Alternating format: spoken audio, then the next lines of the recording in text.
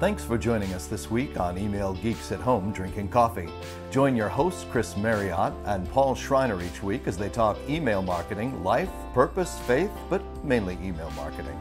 If you're looking for some normalcy in these crazy times, you've come to the right place. Welcome back to Email Geeks at Home Drinking Coffee, where continuity is our theme today. My name's Paul Schreiner, one of the co-founders at Audience Point. I'm with my always friend, none other than Chris Marriott.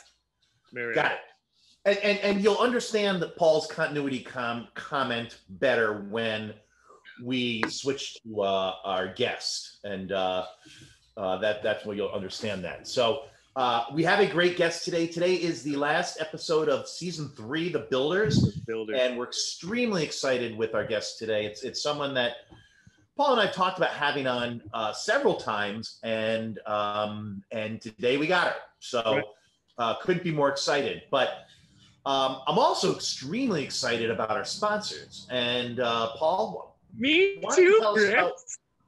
Why don't you tell us what's got me so excited about our sponsors? Yeah, other than that incredibly smooth transition, I think our sponsors are doing some amazing things. And I'll talk about Audience Point for a second.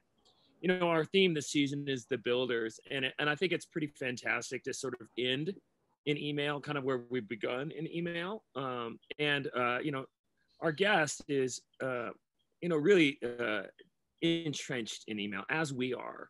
And Audience Point, one of our sponsors, that's what we do. We make emailers better. And our technology that we've been sort of, I don't want to say slaving over, but impassioned to build because we know it's going to have a huge impact. And, you know, feedback we get from customers already is spectacular. So we're launching a new cool tool called ListFit. You can check it out online, listfit.com. And man, so excited about it. Excited for the community to get to see it and share it. And part of the reason we ended the season the way we began it. Chris, tell us about the other sponsor. Well, you know, I also want to say how excited I am for ListFit. I'm going to put in a shout out, a third-party endorsement. Those of you who know my company, Email Connect, we help brands connect with the right email vendor, ESPs and email vendors. And you know, we often get asked not just which ESP should I be looking at, but what other technologies are out there? And ListFit, you know, not just because Paul's my buddy, not just because they're sponsored the show, but is an incredibly exciting product that really doesn't have, there's nothing in the marketplace that compares to it in regards to really maintaining list hygiene. I think the word we use is unparalleled. Unparalleled. So again, we're delighted to that they help support our show. We're delighted our program, and let's get to the show. Let's get to it. Welcome back to Email Geeks at Home Drinking Coffee. I am at home, where my colleague Chris Marriott. I'm at home as well, as you recall from last week. I'm in Alabama and loving the 80-degree weather, but. Enough about Alabama, and let's get right to our guest. Our guest today is Jean Jennings. She's the founder. She's done a million things. So a million things. And she's been an icon in the industry forever. So she probably, you know, I didn't want to use the cliche, we have someone who needs no introduction, so I will do an introduction. But she doesn't need an introduction. But protocol is protocol. So Jean is the founder and chief strategist at Email Optimization Shop, which is her own consultancy focused on optimizing bottom line email performance via strategic testing. She has a blue ribbon list of clients that she works with, but she's also general manager of the organization Only Influencers, which is a community of email marketing professionals. She's chair of the Email Innovation Summit, which is an offshoot of the Only Influencers group. And on top of all that, as if she has any more time, she's an adjunct professor of the graduate program at Georgetown University in DC. And she's a resident of DC as well. So Jean, delighted to have you here today. Welcome aboard. Thank you so much, gentlemen. It is just an honor to be here. I've been watching your podcasts and I love them. So thanks so much for inviting me to join you today. Well, you know, Paul and I have been talking about having you on for weeks, and folks at home, Friday was Keystone Cops Day with the crew here at Email Geeks at Home drinking coffee, trying to get a time for the recording today. And Gene was put up with a lot of nonsense from us, so we appreciate that. And I bring that up because we've been talking about having Gene on forever, but in typical, again, Email Geeks at Home drinking coffee, we only got around to inviting her on Friday, and then again had to do a calendar scramble. But again, we can't think of somebody better. This is the final episode of our Builders arc or season. I think maybe we should call them arcs rather than seasons. I think arc works better. Story arc. Yes. So our 8-episode arc, the Builders, and Gene is again someone, the epitome really of what a builder is. Yeah. Whether and we'll dive into that, whether it's building her own company, whether it's rebuilding Only Influencers, because I think that has been a rebuild job, and we'll talk about that today. We'll talk about that. And building her own profile to the point where, while we joked earlier, she really doesn't. If you're in email marketing, she needs no introduction. So, right. Again, delighted to have you here today. Thanks. Well, there's two things, Gene. It's kind of tradition for us as we go around the horn and talk about what we're drinking. But before we do that, I would like to put it out to the world, the idea. Chris, every time you said Email Geeks at Home drinking coffee, it was like your mouth was full of marbles, right? It's just a lot. I'm just going to propose that instead of saying that, we just say EGAD. And I feel like that might be maybe less awkward to get through. Well, maybe, or have producer David overdub in his voice Email Geeks at Home drinking coffee whenever No, it's not that. I think it's just, I would, again, I think we try it out, and see if it's a little more smooth. You know what I suggest? I suggest we get to what are we drinking? That's fair. So what are you drinking today, Mr. Marriott? I am drinking, and this is in my Fairhope, Alabama cup. That's sort of the, that's a replica or a drawing of the fishing pier. It may not look like a fishing pier, but that's what it's meant. I mean, it looks close to me. In my fishing pier cup is, of course, Santo Domingo coffee from the Dominican Republic, Paul's erstwhile vacation destination, and hope for one-day vacation destination. So again, this is just to keep hope alive for Paul, that he will get to the Dominican Republic one day, and that beautiful all-expense paid trip to the Hard Rock Hotel. That would be. You would know way too much about that, Chris. It's concerning. I'm drinking. It's actually Beachbody Energized today. It is it's like a coffee alternative. They use it before a workout to get all amped, but it's essentially caffeine and all kinds of magic nutrients. Is that Beachbody of Keisha and your wife? Yeah. And that's actually who would have paid for the trip, Chris. I wasn't gonna make that connection, but now that you brought it back up, now that you brought it back up, Beachbody, right, was the company. Your wife is very successful purveyor of their products, and those of you who've been with us every week would remember we had Keisha on earlier this season, who began her community building as a Beachbody rep and has now gone on. But we've got to let our guests talk a little bit. So, Gene, what are you drinking?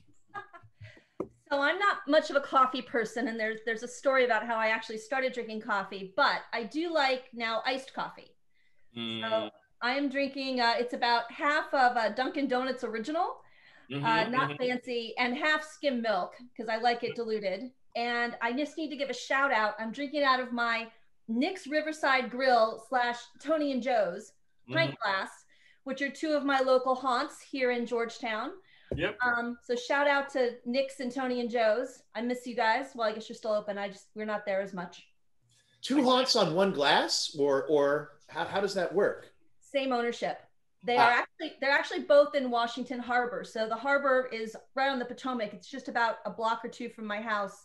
And so both of them have outdoor seating and outdoor bars. Actually, it's sort of a funny story. Years ago, I had a really good friend. They've moved now, but her husband was a bartender there. And he started something called the Walrus Club, which means that every Sunday, all through the winter, we would be down at the outdoor bar in the afternoon hanging out. It was really fun. We don't have winter in Alabama, I don't think. So no, it's right. It basically goes from, you know, hot to holy crap, it's hot, back to hot. Right. That's the plan, at least. I'll be reporting back in January whether that's actually the. When we first moved to Tennessee, I mean, it was summer. We had folks say, like, there's 2 months of the summer where it's just unbearable. It's just, but the rest of the time, it's pretty magical. August is really bad here in DC. It gets super hot. And, you know, being here in Georgetown on the canal, there's like a scent that wafts up from the canal in August. I used to joke that I always knew I was home when I was driving down the parkway into Georgetown, and I smelled that. But one thing I like about here, you know, I grew up outside of Philadelphia. And so the winters here are much more mild. Right. So I have a convertible, and, you know, honestly, there are days in December when it's beautiful enough that you can have the top down. That's usually how I get my Christmas tree. I take my convertible over to the lot, and then I put the top down and have them put it in the back. Now, it's Washington, D.C. is built on a swamp, right? I mean, isn't that the idea, is that it was filled in or something? But I've often heard about buildings sinking in Washington, D.C. Oh, wow. I haven't really heard of any buildings sinking. I mean, not like all the way down, but like. Yeah. Well, not so much anymore. I'm in Georgetown, so we actually, like, the university here, I'm an alumni, Hoya Saxa, was founded in 1789. So this is actually one of the first parts of DC that was, I don't know what you call it, colonized, that people lived in, because it was the main port. Sure. Well, and we love our history here at Email Geeks at Home Drinking Coffee, or EGACT. Fun fact is that, again, Washington was chosen and carved out of, was chosen to be the capital. Yes. and not in any one state, so no state could claim the capital. Philadelphia had been the capital, and I think New York was the capital. And so they created the District of Columbia, and it was carved out of Maryland and Virginia. Yes. However, because of the Civil War and the secession of Virginia, Arlington, which was used to actually be, I believe was Arlington, what's now Arlington, was part of the city because it was circular. It's actually a triangle. It was okay. It was a triangle, and DC is it's not a triangle. It's like a square on its side. Okay. Oh, right. But now it's a triangle because Arlington left and they never let it back in, and so a big piece of what was DC never got returned to DC after now it's Roslyn. What they basically did is they made the Potomac the dividing line. Right. So when you cross, like, the Key Bridge is the big bridge here in Georgetown to get to Virginia. And literally the dividing line is halfway across the river. So when you're halfway across the Key Bridge, you're in Virginia. Interesting. And we love our historical. Well, and I want to jump on this because I have a question, and it comes around only influencers, but also Washington, D.C. And so let me kind of get into the idea, because I would love to hear your thoughts on this, Gene. Okay. So only influencers, I think one of the things that you've done a fantastic job is just sort of providing a neutrality to it, right? Like, this is an open place. Anyone can sort of participate, but there's rules on stumping and pitching and all that stuff, right? Yep. So this is you're in DC, which is politically is a powerhouse. I mean, that's where it is, right? And so here's the thing: we are like 20 something days till the election, right? Yep. But one of the things that I've really been impressed with you is your ability to stay apolitical in the midst of all of this, while being in the hotbed, but also trying to provide a neutral organization where Chris and I, who disagree, I wouldn't say vehemently, but disagree on things, have a safe place where we can come and connect. How do you go about, what does that look like for you? Well, I was trained by the best. Okay. So just to give you a little bit of background, when I was in college, I was chairman of one of the major college political parties. And then when I was in college, I worked on state campaigns. So I was very active. Poli-sci was one of my two majors in college. It was poli-sci econ. I was a double major. And then when I came to DC, I guess my third job in my career, third job was with Congressional Quarterly, which you probably aren't familiar with, but for me, it was the dream job because I had read Congressional Quarterly in college. They were a publishing company back then. They were owned by the St. Pete Times. And their thing was they were completely nonpartisan. So they would cover Congress and everything that was going on, but it was a completely kind of literally nonpartisan take. And when I went to work there, I remember being so excited. I was in the marketing department. But one of the things I had assigned to work there was a document saying I would not discuss partisan politics while I was employed there, because the feeling was that, you know, we all had to be, like you said, apolitical. Right. And at first that was really hard for me, having been the face of the college political party and worked on campaigns. But I got to tell you, it was actually probably one of the best things in the world for me, because working there, and the editors were fabulous. I don't know if you guys are familiar with Ron Elving. He spoke at the Email Innovation Summit this summer. He was at Congressional Quarterly with me. He's now at NPR. So I knew him from there. But being able to talk to the editors about politics in this non-political way and kind of what was going on, it really taught me to watch it kind of like a football game where I don't have a team. And you could be like, oh, wow, that was a nice pass. Right. Oh, wow, look at how they downed the quarterback. So it was really a good lesson for me to kind of step back. So I think, you know, it's funny, even though I left Congressional Quarterly a number of years ago, that's still kind of one of my rules. For the most part, I really don't discuss partisan politics because I don't know, it just, especially in this kind of a climate. Right. Well, and I would say it even goes deeper. Hold on, Chris. I see you want to talk. Even goes deeper, because that's what I was going to say is it's not just about politics that what I'm talking about. You sort of provide that level playing field for everyone where you remain a issue addict or whatever the word is, beyond just the politics. But it sounds like that background for you helped set the table for only influencers. Yeah. And, you know, I think, you know, it's difficult sometimes, and I'm trying to find the right balance of it because I want to start a discussion. And so I need to send out information that will start a discussion without influencing the discussion too much. Right. I don't want to say so much that people answer +1 gene, because that's not a discussion. That's my favorite thing to do, by the way. +1. +1. And so it's really funny because I've had people kind of reach out to me and go like, and I'm trying to be better about it. Like, hey, you need to jump into this, or you should really talk about, you know, I read this case study of yours and it's relevant. And I'm like, yeah, but I don't want to influence the discussion. So I'm trying to find the right balance for that. But thank you for saying that. I want everyone to feel comfortable asking questions at Only Influencers. I want everyone to be comfortable. I think that, you know, I was involved with another industry organization for a long time and I really loved it. But I remember back then, a few years ago with that organization, there was somebody at a conference told me, you know, it just seems like it's a clique. It just seems like there's these people that know each other and the rest of us are just outsiders. And so that's one of the things I really want to avoid with OI. And it's hard because you do have people who are more active and less active, but I really want everyone to feel comfortable. I don't want it to feel like this clique of insiders and everyone else is just kind of watching. Yeah, it's tough. Chris, you had something, and I'm sorry to cut you off there a second ago.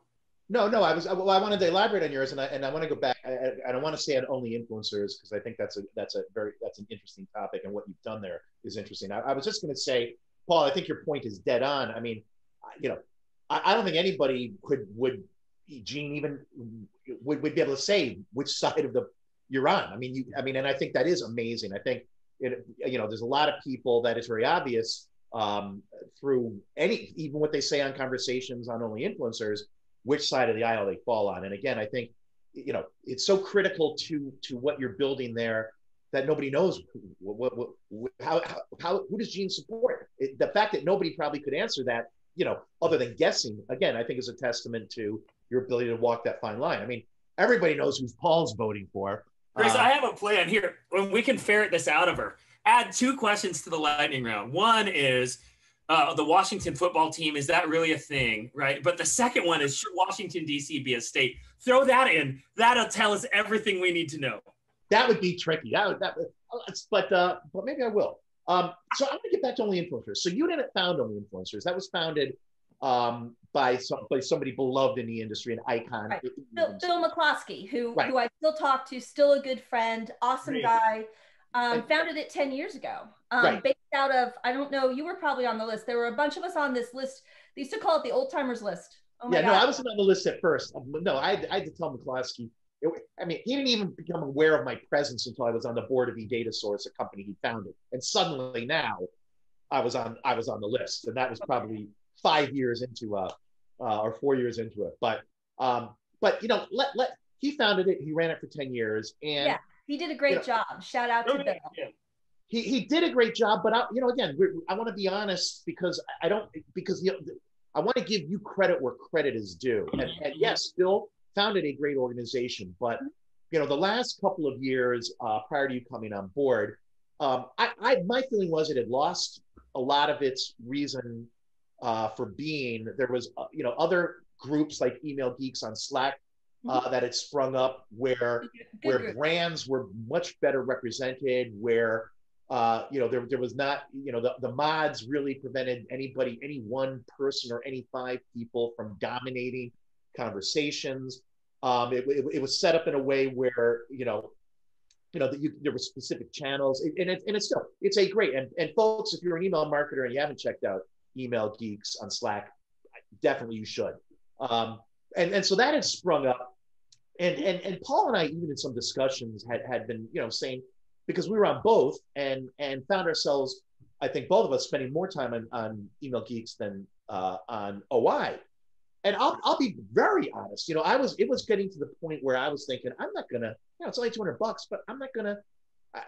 I'm not gonna. I didn't hear that from other folks too, Chris. You're not alone in saying that. Yeah. I think a lot of people feel, you know, you know, it's even now, it's not. I mean, at that point, it was like, do I really want to even spend $200? Because it was sort of the same 5 people responding to everything. It had gotten to the point where brands never spoke up, and most vendors even sort of didn't do much. And you came in and, you know, I really did breathe new life into it. I think, I mean, you've made it a must.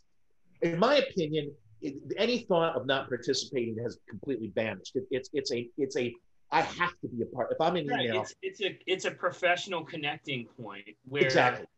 Where with Email Geeks, where I see that fitting in my life is that's a way to connect with other email marketers casually, but in terms of a professional connecting tool, I mean, it has a place.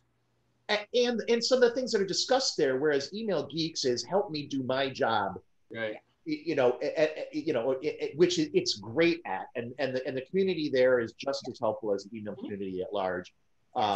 You know, and there's tons of crossover. Don't get me wrong, there's tons of crossover.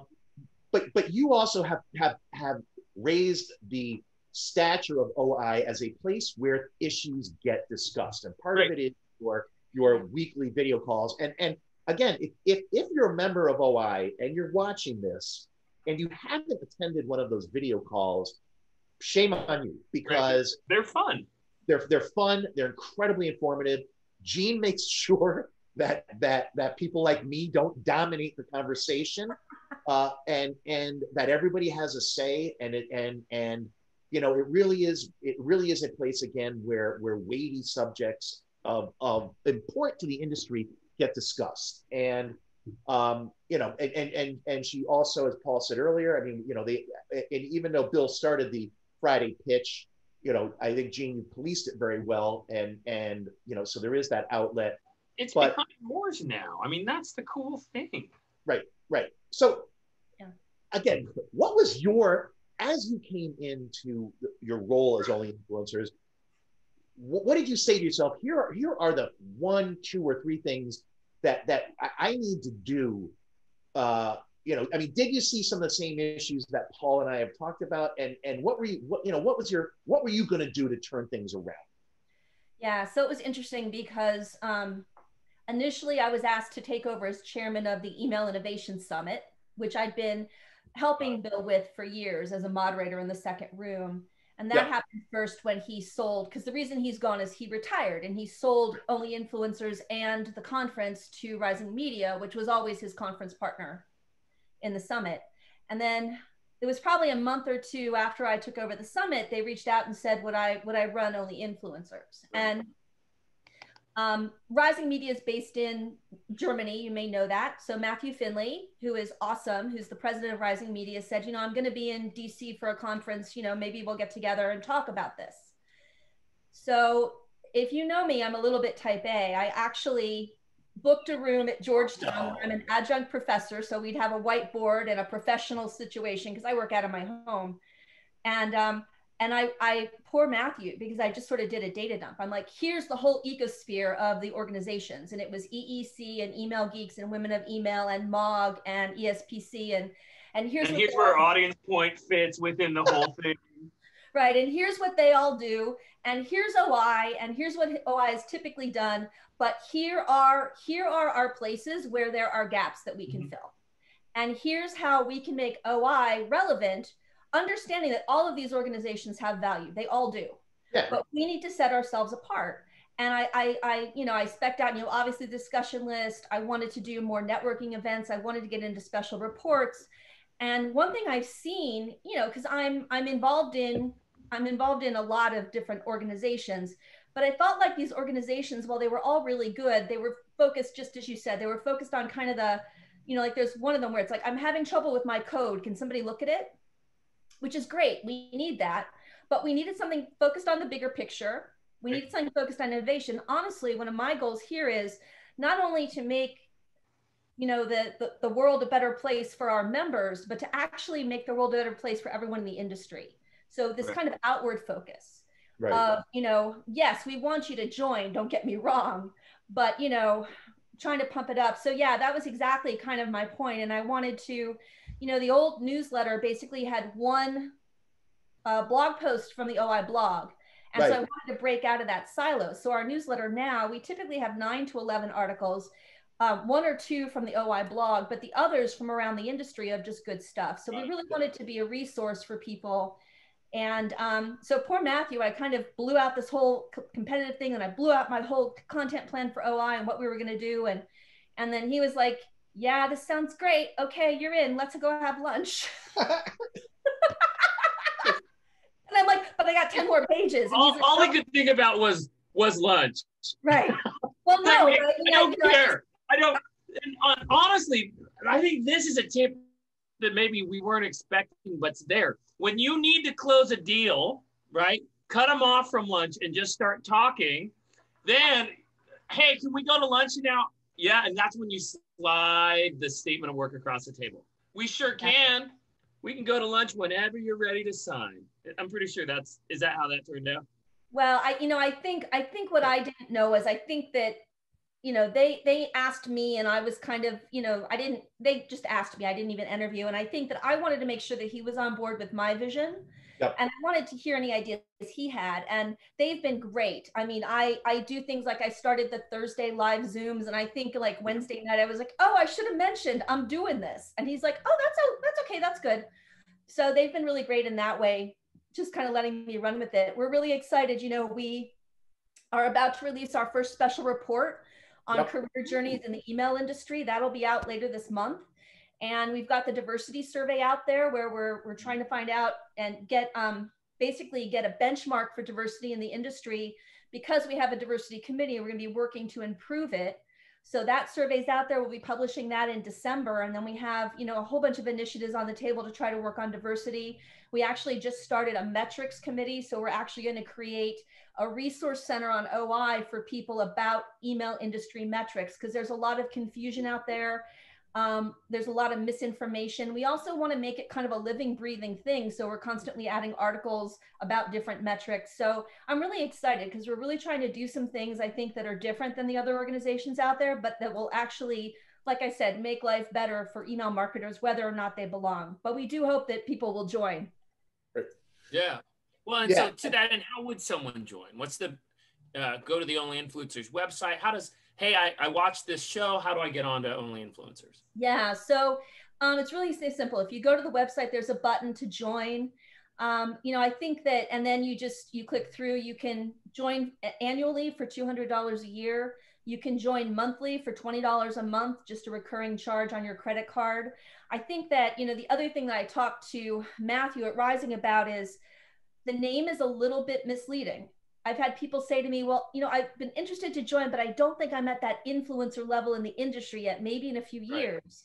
And so we'll probably be addressing that at some point down the line, but really anyone who's in the email industry is welcome to join. If you're not sure, spend $20 and join for a month. Yep. We really focus on education. We focus on networking, just like the conference. The Innovations Conference is really focused on innovations and big picture things. And that's really what the discussion list is too. So even if you're on Women of Email or Email Geeks, this is a different kind of discussion. It's not about, the coding or the content or how do I do a lifecycle marketing thing. It's more like, hey, dark mode for email. Do we really need it? Right. What are the implications? BIMI, what are the implications? AMP for email, what are the implications? So it's really more stuff like that. Couple of ideas for you on name changes here, Gene. So instead of only influencers, what about some influencers? If you want to go another direction, you could go with only real people, right? Maybe, make the net wider to collect more. Or, as long as you can keep Chris on the rolls, you could just narrow it down specifically to an influencer and some people, you know what I mean? And so just some ideas I'm throwing out. You obviously don't need to take them because, when you're Gene and you've got obviously the power you have at your disposal, you can make those calls, but I just throwing those out there as ideas. Well, so I'm going to take a lead. You mentioned about the Washington football team earlier, and you can't see it, but I used to have season tickets to the Washington football team for a long time, and I was a huge fan. And I remember back in the late 80s, early 90s, when they just were like winning machines, which is when I got hooked. Yes. But, Mark Rippon, Ed Williams, Bingo. Jay Schrader. I can go all day long. Bingo. But, one of the problems they had when they had to change their name very suddenly, which shouldn't have been sudden because it'd been percolating for years. One of the problems they had is when they went to look for names, they had so many names being kicked around over the course of the years that all of the trademarks and copyrights and the things that you need to do a name had been registered by other people who were I heard there was one guy that did 1 million of them, and he just kept. Right. Think of it. It's just like, I don't know about you, but back when domain names came out, I like collect domain names. I don't know what I'm going to use them for, but I think I have a good one. I just buy it. So, that was one of the problems. And that's one of the reasons where, and my big joke is WFT, WTF. And I can't believe they didn't go with that. I think WTF would have been hysterical. Washington team football. No, yeah. I like, big fan of the Washington team football team. Yeah, but for that reason, I am not going to go on record with any of the names that I have thinking of for OI because I do have a whole bunch. But I appreciate your thoughts. I may add what I'm gonna, as soon as this call's over, I'm gonna trademark all 3 of those and also buy those domain names. Good that's move. That's the. Well, this goes way back. We were having dinner with Bill, and Bill was talking about launching only founders. Only founders. And Chris heard it. And while we were sitting at the table, I'm pretty sure you bought only founders or only flounders. I don't know. I ended up buying both domains. I ended up buying Lonely Flounders. To thwarting Bill, in case he wanted to branch out from Only Founders. But and every time Bill would try to sort of pitch Only Founders a little bit more, Chris would provide the link to lonelyflounders.com. I did let that go. So both gangs. Yeah, so probably a good plan not to share anything with us, Gene. I think you're right on. Yeah.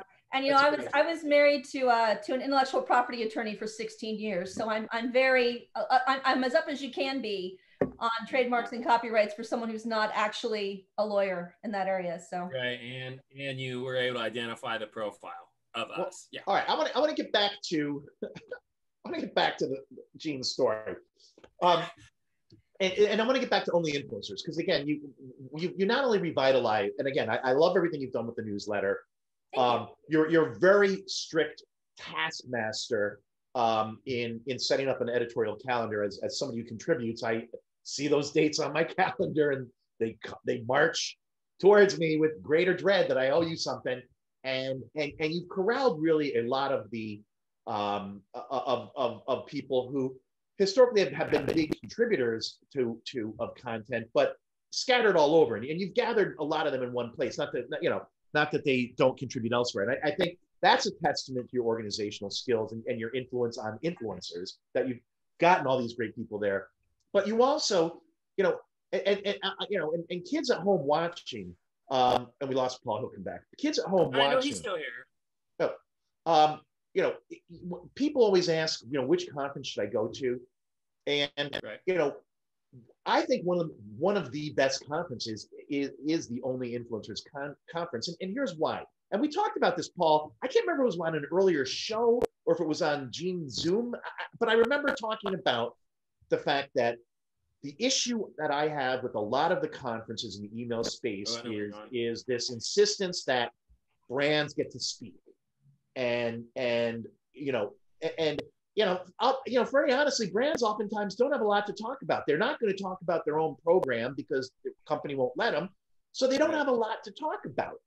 And what you get are sessions that either are not very well-known brands, or sessions that aren't hugely interesting. And again, if you're a brand and if you have something interesting to say, great, we want to hear it. But again, people, tend to, on the brand side, do it for 2 years and move on. Whereas on the vendor side, you've got people who've been in this industry 10, 15 years, who've got a lot to say, who've worked with big brands and can talk about things they've done. But getting on stage at some of those other email conferences for these people is extremely difficult because they're vendors. What I think makes your conference so powerful is you say, if you've got a great vendor brand, I don't care. We're going to, don't pitch.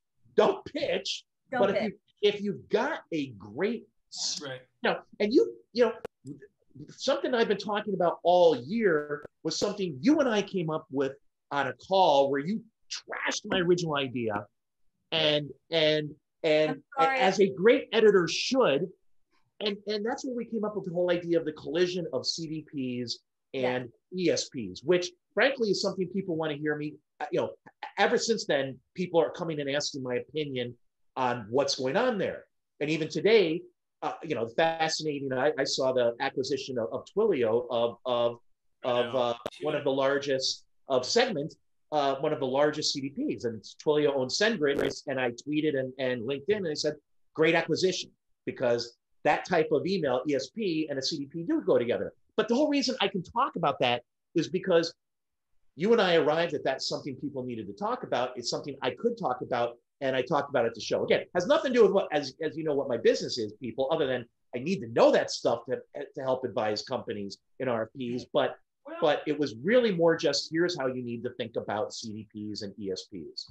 So, again, I tend to overthink things. But one of my things for the Email Innovation Summit was I really wanted it to set it apart from the other email conferences in the space, because there are a lot of conferences that are very good. Yep. And, when I started to think about how do I set it apart, it was they're staring me in the face, innovations.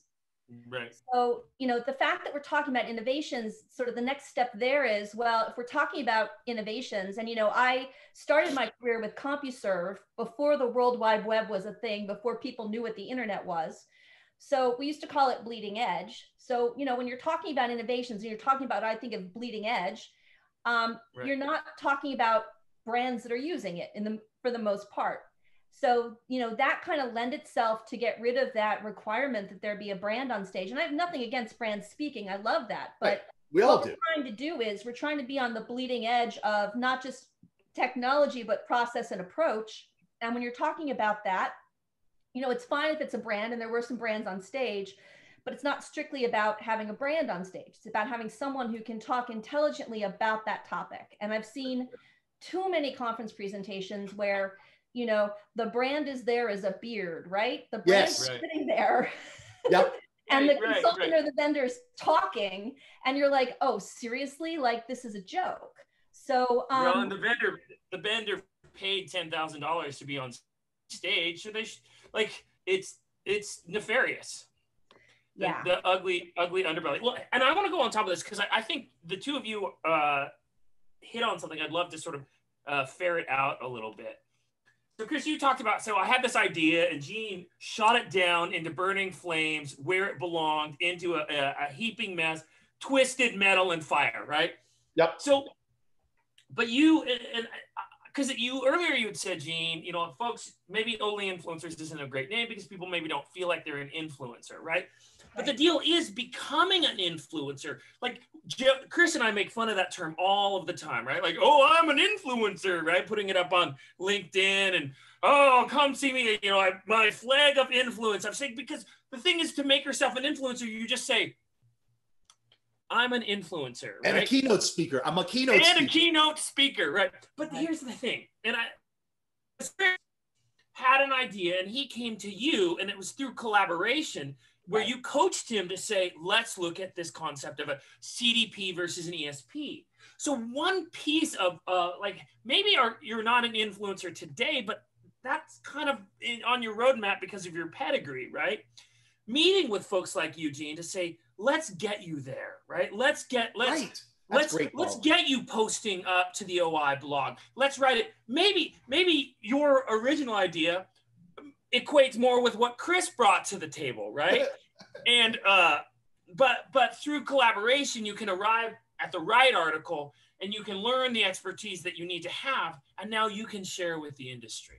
And now and now you're the go-to resource for a particular topic.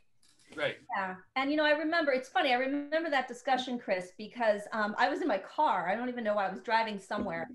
And I didn't actually come up with CDPs. I just kind of said to you, you know, what's... You kept pushing. Yeah, right. No, that's good. That's what we want. Yeah, but that's kind of the point. I think that's the other thing about my conference. You know, other conferences, they take submissions from people who want to speak, and I take submissions too, and they're open right now for the conference next summer. But I gotta get something in. But mine is I'm going to speak on CDPs. No, too late. I own it. Conference. So if I get 60% of my, you know, people submitting that want to talk about deliverability, it doesn't mean the conference is going to be 60% deliverability, because I've curated it. Mm-hmm. Like for the last conference, I knew in advance I needed AMP. I wanted to talk BIMI, CDPs. I had a list of things I wanted to talk. I wanted to have us talk about. And then I look at the submissions to see if there's something on there that I've missed. And, you know, people like Chris, I knew Chris was a great speaker. I wanted him to speak. The initial topic wasn't quite what I was looking for innovation wise. And so literally I just said, like, what's hot, what's interesting? And he started talking. And when he said CDPs and ESPs, I was like, that's it. That is it. Right. Yep. And so, I saw that talk. It was very good. It was really, really good. So that's what I really try to do with everyone. And I'm the same way.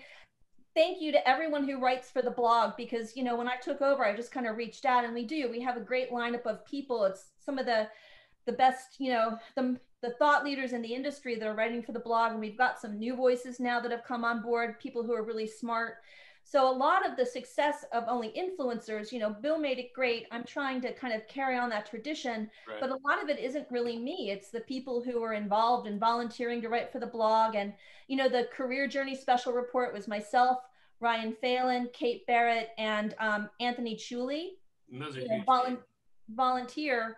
And same thing, we have a volunteer diversity committee. So a lot of it is the people who are part of OI stepping up and doing volunteer work, again, to try to help not only members, but the industry as a whole.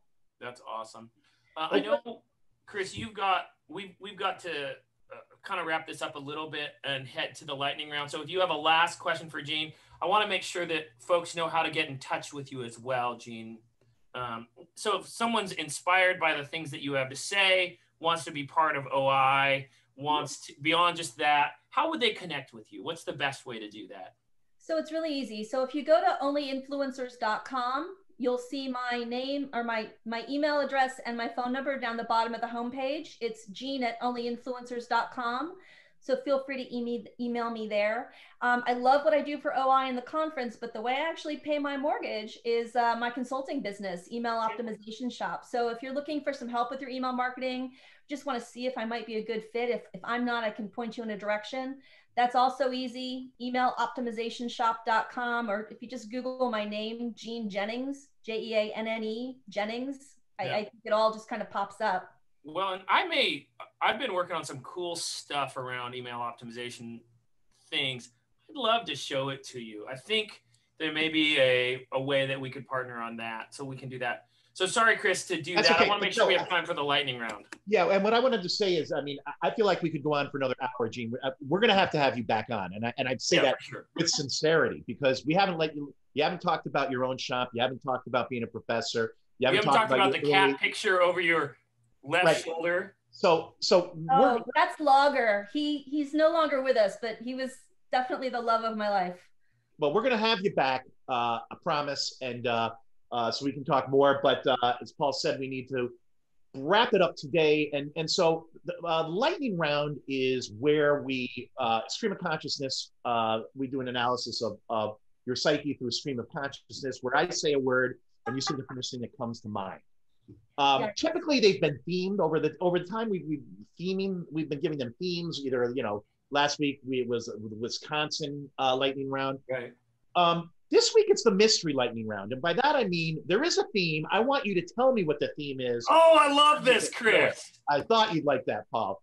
So this week, no, it's not. It's not going to be that challenging. Okay. But it will be just enough challenge. So okay.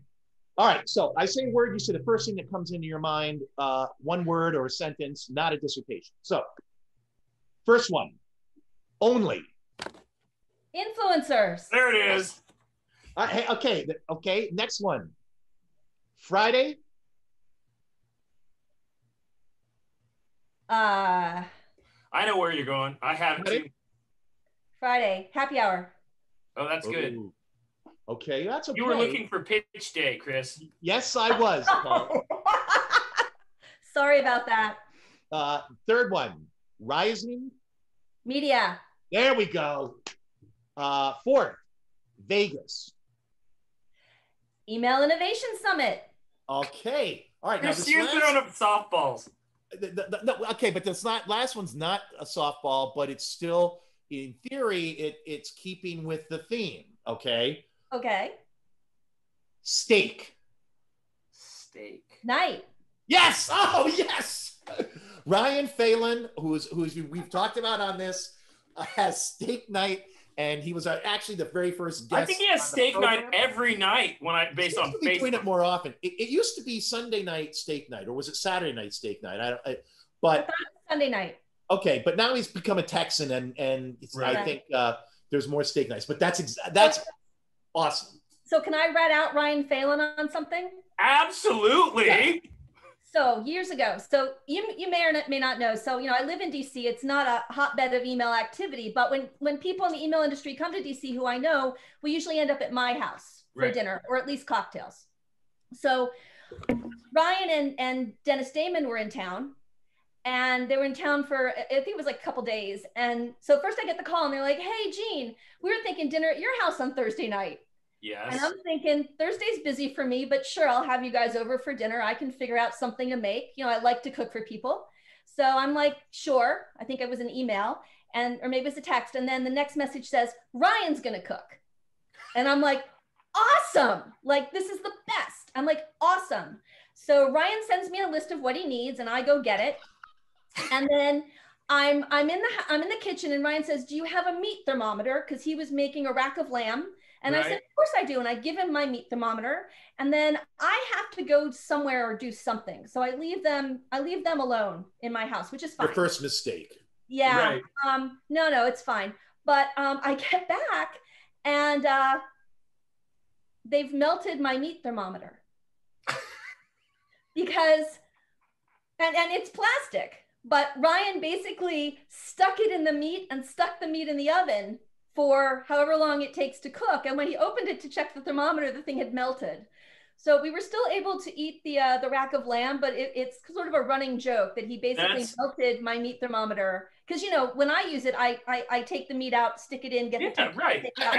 As non-crazy people do, right? Like, right. I mean, I think check the temperature. I think if you asked 100,000 people, 999,999 would say you pull it out, you stick it in. Chris, you just said if you asked 100,000 people, and then you said 999,000 people would all say. I feel like maybe, I'm not good at the maths. You're right. It's okay. It's okay. It's okay. I'm not good at the maths. Anyway, Gene, I do appreciate your time. Yes. Again, I agree with Chris. We need to have you back on. These types of shows where we get to talk insider baseball a little bit are really good. I do want to cover email optimization shop because it's not something I know enough about because you're so apolitical, right? Like, we want to learn more about that. We want to learn more about what you're doing. But thank you. Thank you for the time today. Really. Thank you for your time today. And thank you really for all you really do for the email community. I mean, I think the whole community owes you a big thank you for the platform you give some of us, for the learning, for reviving Only Influencers, which has turned into our focus of today, and making that a vibrant organization again. Again, you do a lot for the community, and you deserve to be recognized. And so, again, our thanks to you for all that you do. And as a thank you, we're going to send Ryan over to your house to make more meat. But we're gonna give him a new meat thermometer. Right, we're gonna send him with his own meat thermometer this time. Exactly. Thanks so much, you guys. This was such a pleasure, and I just your podcast is great. Thanks for having me on. And if you get to DC, let me know. We'll do dinner at my house. Woo! No, we won't bring the food though. We won't send you a list, Ryan. But Ryan. All right. Thank you very much. Thanks, guys. Take care. Bye-bye. Bye. And we're back. We're back. Producer. And the Big Lebowski makes another appearance. So I'm going to start with, those of you who've been with us since the beginning of the show today. Paul mentioned continuity. And that's continuity in the trade. Right. In the trade, continuity is scenes are filmed in movies or TV, and they'll come back the next day to finish the scene. And the person in charge of continuity makes sure that everything looks exactly the same, so you don't realize that it wasn't filmed at one time. Sharp-eyed guests or sharp-eyed viewers, not listeners, you won't get it. Sorry, Trey, I know you listen. So this is all sharp-eyed listeners. But viewers will notice that Trey is in a completely different outfit and a completely different location today than he was yesterday. Well, to put it back in that original metaphor, Chris, you have those that are in charge of continuity. In this case, that would be you. No, that would be producer David.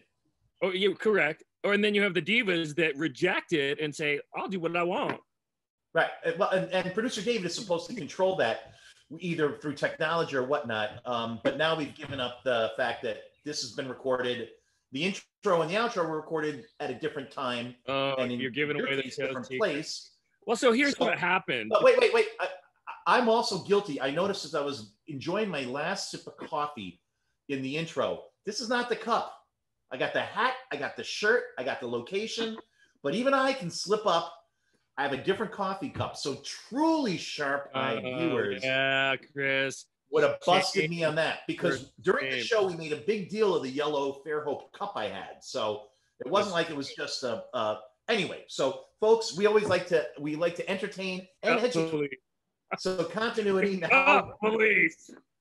When people talk about continuity, now you know what to talk about it, Chris.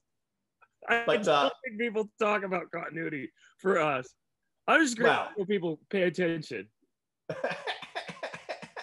Yeah, I mean, honestly, this has been such a fun thing to do, right? And a way to connect with the industry, a way to connect with friends, and the idea that you caught me. I'm wearing a different sweatshirt today, and in a totally different place. So what's going on with me is it's fall break this week for the kids, and we just the opportunity to sort of get away for a couple days. So we came up to what did I say the name of the town was? North Carolina, Newland, North Carolina. It's a town of about 1,000 people, and gorgeous. Falls are in bloom, leaves are in bloom. You can see them kind of around. I can see that, yeah. Man, it's such a great and I'll still be working, and I'll still be connecting and all that, but it's nice to be able to do it from here. I hear you. As we said earlier in the program, I'm broadcasting from Alabama and recording in Alabama, and same thing. It's just nice to be in a different spot. We never have fall in subtropical Alabama, so the leaves never change, which is something I really love. Well, Chris, I'm curious now. You you were only going to come down to Alabama for like a week, and now that's extended a little bit longer, right? Well, it's interesting. We were actually, I was looking at my calendar today because I hadn't corrected. Our original plan was that that Tommy, our junior in high school, the plan was at his school that certain students, depending on alphabet, would be going Monday and Tuesday, and then Wednesday, Thursday, Friday remotely. And the other half of the alphabet would do Thursday, Friday, and Monday, Tuesday, Wednesday remotely. So everybody's remote on Wednesday in their convoluted system. Right. So we were going to come down, originally fly down tonight after his in-school day. Got it. Get him here, and then he could work Wednesday, Thursday, Friday, Saturday, and we fly back Sunday. But then they postponed the school opening until middle of next week. So we drove down. Yeah. So we drove down over a week ago, as you know, because we were here last. And that's about what, 10 hours, 12 hours? It was a good 14 hours. It's 14, okay. Yeah. It's a long day, but you know, when it's turned out now, they just moved the in-person back again. Right. So it started out as a planned 5-day quick hit, has turned into a 3-week sojourn, which is fantastic. And if they delay the opening of the school again, we'll stay longer because. Well, and I think let's reflect on that for a minute, because I think it's really easy. And don't hear this the wrong way, both you, Chris, or David, but also people paying attention. I think it's good to reflect on maybe some of the good things that came out of COVID as well, right? Like you getting, like, we are, and I hear this from a lot of people. We're so caught in the rat race, chasing the cheese, you know, going.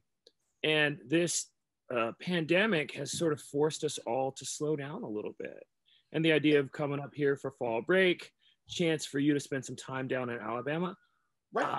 That's not just unique to us. Like, this is happening more and more, where I think people are, you know, they didn't get to go on their big Hawaii vacation this year or their big Mexico vacation. And so they're having to say, well, what's an alternative that could meet that need? And so, well, it's interesting you would say that, Paul, because I was reading today in the Wall Street Journal that that vacation home sales and second home sales are up dramatically over last year, and it's for the very reason you're talking about. Sales like in Ocean City, New Jersey, Traverse City, Michigan, a beautiful place on northern Michigan on Traverse Bay, and Florida places are all, Panama City, are all booming because people are buying places that they can, you know, instead of going on those expensive trips. People are fortunate enough, and again, I mean, let's face it, you to be able to get a second house,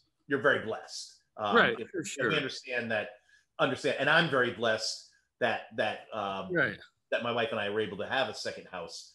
Well, to be fair, you've worked an entire career, and your wife as well, to get to this place, right? Like, right. I mean, and we did sell a condo that was not a vacation house that we needed to sell eventually. Anyway, there's no criticism at all.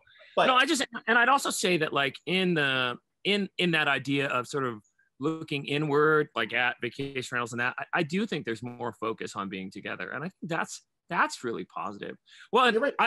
One of the things that we talked about covering, and I am curious about David's opinion on this, because I didn't want to go any further on it.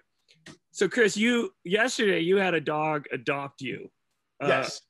You're in Alabama, and but I don't want to. I don't want to take up David's time. I mean, if we have time, we can talk about the dog because it's a heartwarming story. It might be a Disney movie one day. But David, I'd love to give David enough time he was preparing comparing and contrasting Rise. I think it was just comparing. I think it was just comparing, Chris. Yes, comparing. So David, we'd like to give you the stage and hear your what you've learned about those two shows and what makes them different. Well, thank you guys so much. A little bit of a disclaimer here. I immediately after recording last week's episode, I hopped on the interweb and started doing some intense research, and I found that there is a deep well of interesting stuff to share with you guys, and it's too much for me to have been able to condense in 1 week's time. And I agree. I was surprised that you were even willing to take that on, because it was when that got brought up, I thought, oh man, this is going to be dangerous. So I'm glad to see you're still standing. Thank you. Yeah, happy to stand here, but it's such a rabbit hole, and all the bizarre deaths of Glee cast members, and bizarre death of. That's why I'm laughing about that. Yeah, that's hilarious, Chris. Good one. Yeah. Well, coming out of producer David Inman, he could read the phone book and I'd probably be laughing. That's true. That's true. There are certain people that can pull that off. Owen Wilson is another one of those guys that he can deliver just the straightest line, and you're like, I don't know what you just did. No, here's the dog. I want to come back to that. Apparently David Inman didn't do what he was asked to do. We'll deal with David and any disciplinary actions. We will do it off there. Fast track. A lab adopted you. It showed up, no collar, no tags, nothing. Just shows up, and it decides you're its new owner, right? Well, I was going out to the side of the house. We don't have garages. We don't have a garage here in Alabama, but we have a little gravel parking area on the side of the house. And I'm going out to go to the grocery store, and there's a lab lying on the gravel between the cars. And as I said to Betsy, my wife, I said, not a dumb dog. He figured, where is he going to encounter humans? It's going to be going to their cars. And, she got up, waggy tail smiling, walked up to me. And as you say, I noticed no collar or anything. And since we've been down here, there's been a couple of instances where people have gone around the neighborhood either saying, did you lose a dog? Or have you seen a dog? So I said to Betsy, I don't know where, I didn't do a lot. Before I did anything, I brought some water out to see if it was thirsty. It wasn't thirsty. And before I let it in the gate, it wandered next door, which was a very, very short distance. Houses are next to each other, and tried to follow our neighbor into his house. He was walking his little white dog. And that's when I realized this dog was looking for I don't want to credit for looking for home. It's looking for a safe space. Now, is there any chance, Chris, just out of curiosity, I know that they issue black, chocolate, and yellow labs in Alabama when you cross the state line. Now, that may have been closed when you were coming through the first time. Is there any chance it's part of that program where Alabama issues you a lab? Oh, no, I don't believe it's an official Alabama lab issue. Okay. But we'll know. We'll know. So we let the dog in. It's already been named, and adopted by Tom. Okay. And we called the police and said this dog's here. Yep. Called the vet. We sat on the front porch looking for people looking for dogs, but they haven't come by. So we're going to take it to the vet today. I don't know the outcome of this. Here's the question that you asked that I want David's opinion on. And once it came up earlier, I was like, no, this is gold. So you said any dog that's been with you for more than 8 hours is now your dog.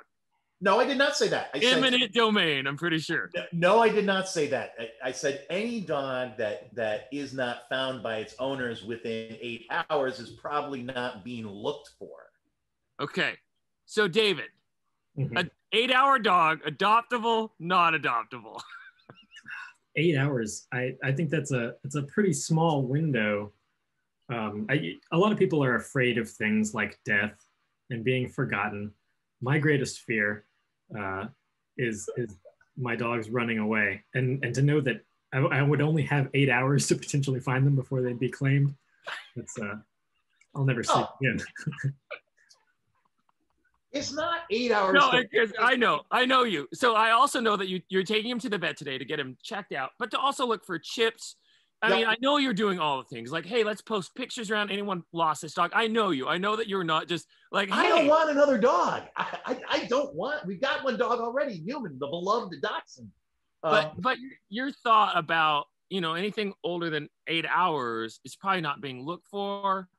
I would say I'm probably more in the realm of like 24. All right. Let me ask Producer David, since he's become the expert on these things for reasons I don't understand. Producer David, let's say one of your beloved dachshunds gets out. How long do you... Wait, which one? Is it Graham or the professor? All right, let's say Graham gets out. Well, Graham wouldn't go out, would he? Are either of your dachshunds... This doesn't even make sense. This dog's not a runner. Let's just say suddenly Graham was not in the house and not in the yard. How long would you wait before you called the police to see if anybody had reported a dachshund? If Graham was not in the house, I wouldn't wait. Boom. There. Right. So my 8-hour rule... And I don't argue. So we have a chocolate lab, right? And that lab... How many dogs do you have? How many dogs do you have? Just 2. Oh, we've only seen the one on the program. The other one... Yeah, because the one is the needy one. But no, the chocolate... And he's older now, right? But the chocolate, when he was younger, I mean, he was an escape artist. He knew how to get out, right? Yeah. And there's always a runner in the mix. Right. And that's labs. Labs are all play, right? So he figured out how to get the gate open by slamming it. And then the gate would open up and he'd be free, right? and there would be times where he'd be gone for 4 and 6 hours and we'd be driving around town looking for him. Chewy, Chewy. And we'd find out that he would go into the neighbor's house and eat their dinner. And like, you're like, oh my goodness, we are not those dog owners, I promise. But, you know, when you have an escape artist, and labs kind of are, you learn that, okay, they got out. Let's not panic. Let's not panic at the 4-hour mark. Let's not panic at the 6-hour mark. Like, we're going to look for them, but they're going to come back. But there's, well, we had a runner. We used to have an Airedale. And he was, I mean, but he was the kind of runner who would go and never look back. And we had him, he was even able to get out of what I would call Sing Sing, our maximum security prison in our backyard, which included an invisible fence, and he had the collar, and a real fence. And he dug under the fence and took the hit on the collar. I mean, we put one of those on our dog too. He'd take the hit because he didn't even care. And we did all the training. Walk up, so beep, beep, beep, you know, and beep, beep, beep. No. And then the second I looked away. No, Buster, we couldn't even let Buster out the front yard because we didn't have a fence there. We only had the invisible fence. And like I said, Buster would take the hit. You know, dear sweet little Newman the dachshund, he wouldn't even go near. We didn't even keep the collar on him anymore because he still knows, you know, he's got the memory of getting the hit when he gets too close. And, you know, he's not smart enough, as smart as Newman is, to go, oh, but I'm not wearing the collar anymore. Which is nice because, you know, who needs those prongs in you once they learn it? But you know, Buster, I mean, the last time he broke out on Thanksgiving of last year. And we don't even know how. Again, he's an escape artist. And so, of course, Thanksgiving Day, I'm driving around and I see a police car. And it was a Thanksgiving miracle because, of course, that's where Buster was. Somebody had grabbed him and was holding him, and the police were there to, I don't know, take him away. And the time before that, he was actually in lockup in the town next door. He'd gotten out and he was in the pokey, and we called the Highland Park police and said, "Do you have an Airedale, in the lockup?" And they got, you're like, "Yep," and he did a dog. And like, that happens, right? Oh, I mean, that's not our Airedale. No, our Airedale. No, I didn't even know what. But you have a record that we own an Airedale. Right. Did I say Airedale? No. I meant Border Collie. Funny. Anyway. So next week, or next episode, we'll have the continuing saga of this black lab. Because I don't know what we're going to do. But it's well, I'm going to request a couple things out of you, Chris. I'd like to see a picture of this dog on Twitter. Okay. Can we see that? So people who've made it this far get the benefit of seeing. Also, can we get a name for her? Ellie. Ellie. She's already been named. Ellie. E-L-I-E. So does she have a middle name? Can maybe our viewers come up with a middle name for her? Viewers are certainly welcome to provide a middle name.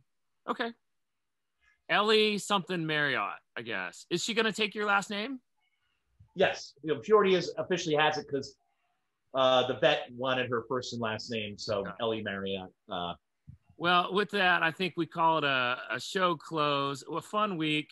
A nail biter. It's a great season end. I mean, Yeah. and a great cliffhanger, which is, where will Ellie be at the start of season 4? Will she be?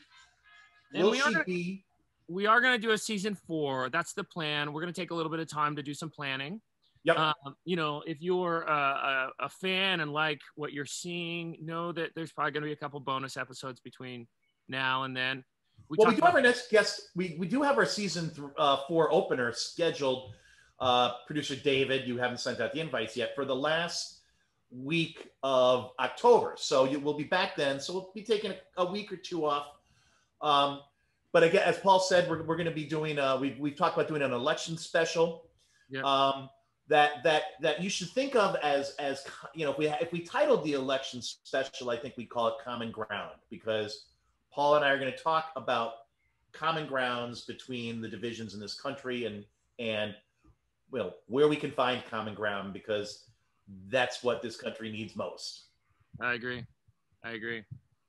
Anyway, I think with that, we'll say thanks for listening. Thanks for watching.